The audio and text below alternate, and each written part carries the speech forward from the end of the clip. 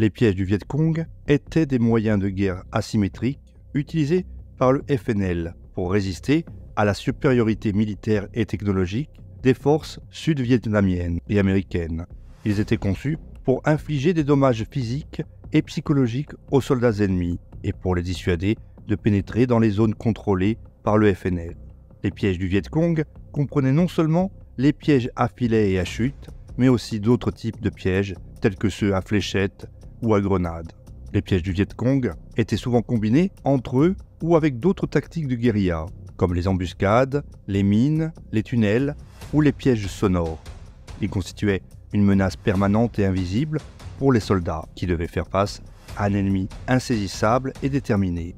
Les pièges du Viet Cong ont ainsi joué un rôle important dans la victoire du FNL et de ses alliés nord-vietnamiens sur les forces américaines et celles du Sud. Dans cette vidéo, nous verrons quelques-uns de ces pièges terrifiants destinés non seulement à démoraliser mais également à mutiler et à tuer leurs ennemis. Nous verrons également que ces pièges d'une cruauté ingénieuse ont permis de faire des milliers de victimes et de laisser d'innombrables autres physiquement et émotionnellement marqués à jamais. Les pièges de la guerre du Vietnam illustrent bien cette philosophie, si l'on peut dire, semant la terreur et l'incertitude parmi les GI américains. Bon visionnage.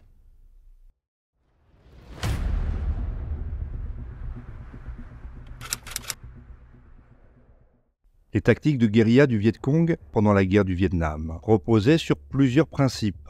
Tout d'abord, se fondre dans la population locale et bénéficier de son soutien politique et logistique. Également, utiliser le terrain naturel, notamment la jungle et les rizières, à son avantage pour se camoufler, se déplacer et tendre des embuscades. Exploiter l'élément de surprise et la rapidité d'action pour harceler et désorganiser l'ennemi. Éviter les affrontements directs et les batailles conventionnelles, sauf quand les conditions sont favorables. Recourir à des pièges ingénieux et mortels pour mutiler, tuer ou démoraliser les soldats ennemis. S'appuyer sur un vaste réseau de tunnels souterrains pour se protéger, se ravitailler et se soigner. Enfin, bénéficier de l'aide matérielle et militaire du Nord-Vietnam et de ses alliés communistes, notamment la Chine et l'URSS. Les tactiques de guérilla du Viet Cong ont été très efficaces pour contrer la stratégie américaine de recherche de la victoire par la puissance de feu et les bombardements massifs. Elles ont permis au FNL de tenir tête à l'armée la plus puissante du monde pendant près de 20 ans et de lui infliger de lourdes pertes humaines et matérielles. Elles ont aussi contribué à saper le moral et la confiance des troupes américaines et sud-vietnamiennes, ainsi que le soutien de l'opinion publique aux États-Unis et dans le monde. Les tactiques de guérilla du Viet Cong ont ainsi joué un rôle déterminant dans la victoire finale du FNL et de ses alliés.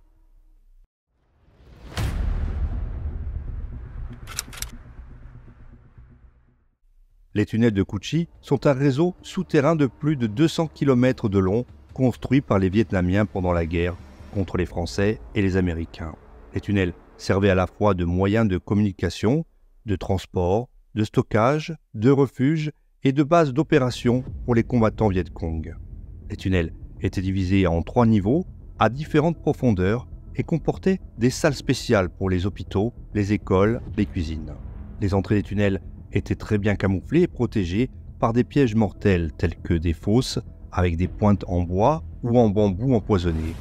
Les tunnels étaient équipés de systèmes de ventilation, de puits d'eau, de voies d'évacuation et de fabriques d'armes.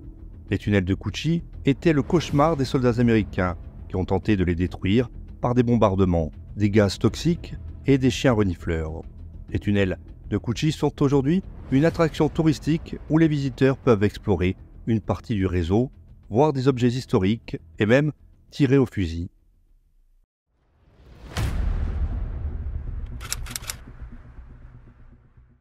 Les pièges à punji étaient des armes redoutables utilisées par les Vietnamiens pendant la guerre du Vietnam. Ils consistaient en des pointes de bois ou en bambou, aiguisées, chauffées et souvent empoisonnées, qui étaient placées dans des fosses camouflées ou sur les côtés des tunnels de Cu Chi. Les soldats américains qui marchaient ou sautaient sur ces pièges se blessaient gravement, risquant l'infection, l'empoisonnement ou la gangrène. Les pièges à punji étaient conçus pour ralentir ou arrêter l'avancée des troupes ennemies, en les forçant à évacuer les blessés ou à se mettre à couvert. Ils étaient également utilisé lors des embuscades en obligeant les soldats à plonger sur des pointes cachées.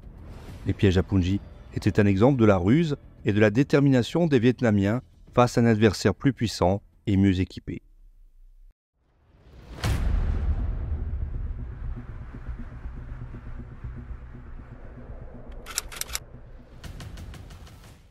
Les mines terrestres cachées durant la guerre du Vietnam étaient des vestiges de la guerre qui ont continué à faucher des vies longtemps après la fin du conflit. Les mines terrestres sont des charges explosives conçues et placées de façon à être déclenchées par l'action involontaire de l'ennemi, au passage de personnes ou de véhicules. Pendant la guerre du Vietnam, elles ont été utilisées par les deux camps, mais surtout par les Vietnamiens qui les ont employées comme des armes de guérilla pour ralentir ou arrêter l'avancée des troupes américaines et sud-vietnamiennes. Les mines terrestres étaient souvent cachées dans des fosses camouflées sur les côtés des tunnels de Cu Chi ou sous des objets anodins comme des boîtes de conserve ou des chaussures. Les mines terrestres étaient de différents types selon leur fonction et leur mode de déclenchement. Il y avait des mines antipersonnelles qui visaient à blesser ou à tuer les soldats, et des mines anti-chars ou anti-véhicules qui visaient à endommager ou à détruire les blindés ou les transports de troupes. Les mines terrestres étaient souvent associées à d'autres pièges comme des pointes en bois ou en bambou empoisonnés, des filets, des chutes ou des animaux venimeux. Les mines terrestres ont causé de nombreuses victimes, tant pendant la guerre qu'après. Selon certaines estimations, plus de 100 000 personnes ont été tuées ou blessées par des mines terrestres au Vietnam depuis 1975. Les mines terrestres ont également eu un impact négatif sur le développement économique et social du pays, en empêchant l'exploitation des terres agricoles, la construction d'infrastructures ou le tourisme. Le déminage des terres contaminées est un processus long, coûteux et dangereux qui nécessite la coopération des autorités, des organisations internationales et des populations locales. En 2023, le gouvernement vietnamien a approuvé un plan pour décontaminer 1,3 million d'hectares d'ici à 2025.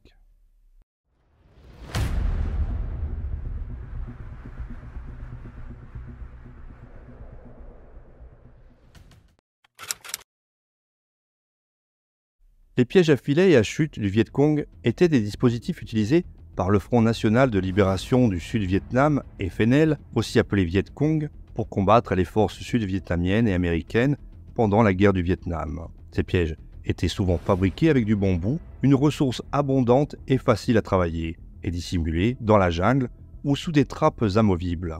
Leur but était de démoraliser, mutiler et tuer les soldats ennemis qui s'aventuraient sur le territoire contrôlé par le FNL.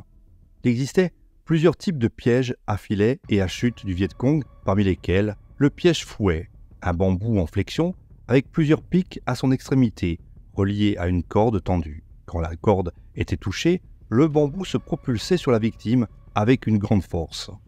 Également, le piège à ours, un trou de quelques dizaines de centimètres, avec deux planches de bois munies de clous ou de pointes de bambou. Quand le soldat posait son pied sur les planches, il était perforé des deux côtés. La fosse à pic, un trou plus ou moins profond, rempli de pointes de bambou aiguisées et recouvert d'une trappe camouflée. Quand le soldat marchait sur la trappe, il tombait dans le trou et s'empalait sur les pics. Enfin, le piège roulant, deux rouleaux coiffés de pics sur un cadre en bois, placé au fond d'un trou. Quand le soldat tombait dans le trou, les rouleaux tournaient et le transperçaient. Ces pièges étaient redoutés par les soldats qui devaient constamment être vigilants et méfiants. Ils causaient non seulement des blessures graves et des infections, mais aussi un stress psychologique intense. Certains soldats étaient traumatisés par la vue de leurs camarades mutilés ou agonisant dans les pièges. D'autres développaient une paranoïa ou une peur irrationnelle de la jungle. Les pièges à filets et à chute du Viet Cong ont ainsi contribué à la défaite morale et militaire des forces sud-vietnamiennes et américaines.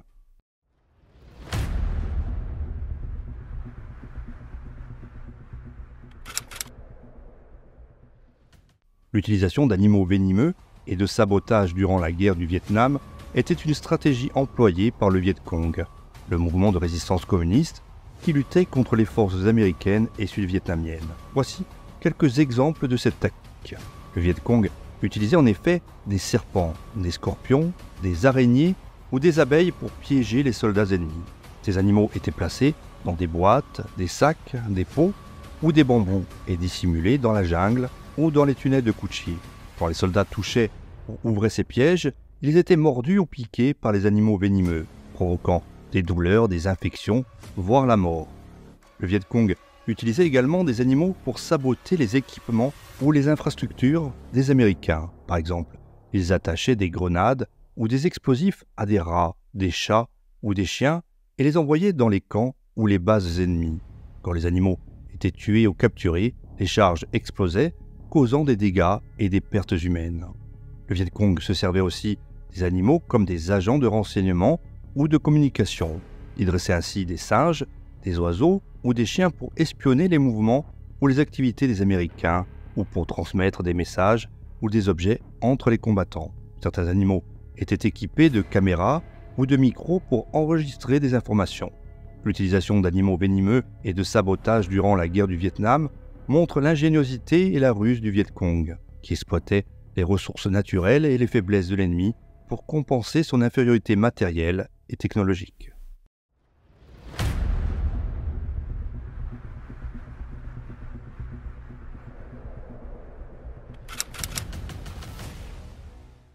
Les pièges à fil du Vietnam étaient des dispositifs utilisés pendant la guerre du Vietnam pour blesser ou tuer les soldats ennemis et consistaient en des fils métalliques tendus entre les arbres, des rochers ou des poteaux et reliés à des grenades, des mines ou des explosifs. Quand un soldat touchait le fil, il déclenchait la charge explosive, provoquant une explosion ou une déflagration. Ces pièges étaient souvent placés sur les sentiers, les ponts, les clairières ou les zones de bivouac, où les soldats étaient susceptibles de passer ou de s'arrêter. Ils étaient parfois combinés avec d'autres pièges, comme les pièges à punji, des pièges à fouet ou des pièges roulants.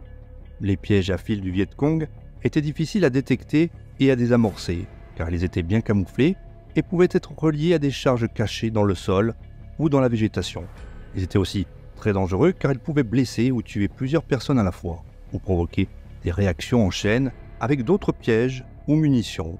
Les pièges à fil du Viet Cong étaient une arme de guérilla efficace qui visait à semer la peur, la confusion et la démoralisation chez les soldats américains et sud-vietnamiens. Ils étaient aussi un moyen de compenser l'infériorité numérique et matérielle du Viet Cong face à un ennemi mieux armé et équipé.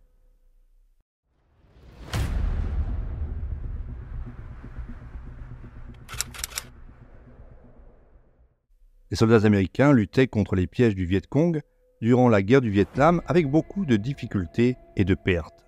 Voici cependant quelques-unes des méthodes qu'ils employaient pour essayer de détecter et d'éviter ces pièges. Tout d'abord, ils utilisaient pour cela des détecteurs de métaux, des chiens renifleurs, des bâtons ou des couteaux pour sonder le sol et les objets suspects. Également, ils marchaient sur les traces de leurs prédécesseurs en évitant de s'écarter des sentiers battus ou de toucher à la végétation. Ils portaient des protections corporelles comme des gilets pare-balles, des casques, des lunettes, des gants ou des bottes renforcées. Ils se déplaçaient en hélicoptère, en blindé ou en bateau, en évitant de s'exposer à pied. Ils bombardaient ou brûlaient les zones suspectes en utilisant des avions, des canons, des lance-flammes ou bien des herbicides. Enfin, ils capturaient et interrogeaient des prisonniers du Viet Cong en espérant obtenir des informations sur l'emplacement ou le fonctionnement des pièges. Malgré ces mesures, les soldats américains étaient souvent victimes des pièges du Viet Cong, qui étaient très variés, ingénieux et camouflés. Les pièges causaient non seulement des blessures et des morts, mais aussi de la peur, du stress et de la démoralisation chez les troupes américaines.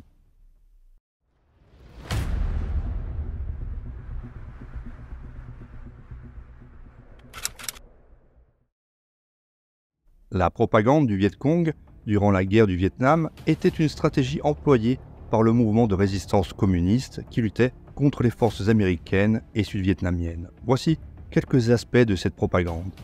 Tout d'abord, le Viet Cong utilisait des moyens de communication variés, tels que des tracts, des affiches, des journaux, des radios ou des haut-parleurs pour diffuser des messages à la population et aux soldats ennemis. Également, le Viet Cong cherchait à mobiliser le peuple vietnamien autour de l'idéal de l'indépendance nationale, de la réforme agraire et de la lutte contre l'impérialisme américain. Il se présentait comme le représentant légitime du Vietnam, en opposition au régime corrompu et répressif du Sud-Vietnam, soutenu par les États-Unis. Le Viet Cong tentait également de démoraliser et de diviser les forces américaines et sud-vietnamiennes en les accusant de crimes de guerre, de violation des droits de l'homme ou de soutenir un régime illégitime. Il les appelait à déserter, à se rendre ou à rejoindre le camp révolutionnaire. Enfin, le Viet Cong exploitait les contradictions et les faiblesses de la politique américaine, en se référant aux principes démocratiques, aux droits de l'homme ou à la lutte pour les droits civiques des Noirs aux États-Unis. Il cherchait à gagner la sympathie et le soutien des opinions publiques internationales, notamment des pays non alignés, des mouvements pacifiques ou bien des intellectuels. La propagande du Viet Cong durant la guerre du Vietnam était donc un élément essentiel de sa stratégie de guérilla, qui visait à compenser son infériorité militaire face à un ennemi plus puissant et mieux équipé. Elle contribua à affaiblir la volonté de guerre des États-Unis et à renforcer la résistance du peuple vietnamien.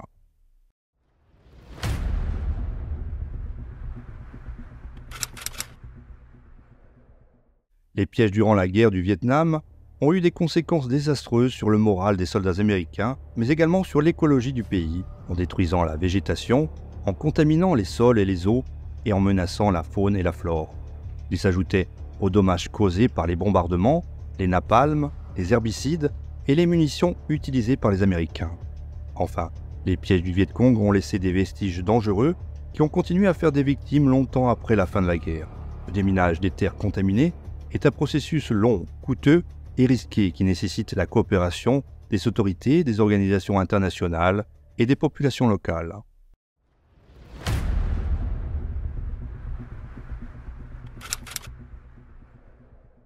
La guerre du Vietnam a été un conflit armé qui a opposé de 1955 à 1975 le Nord-Vietnam communiste, soutenu par ses alliés, et le Sud-Vietnam anticommuniste, soutenu par les États-Unis et d'autres pays.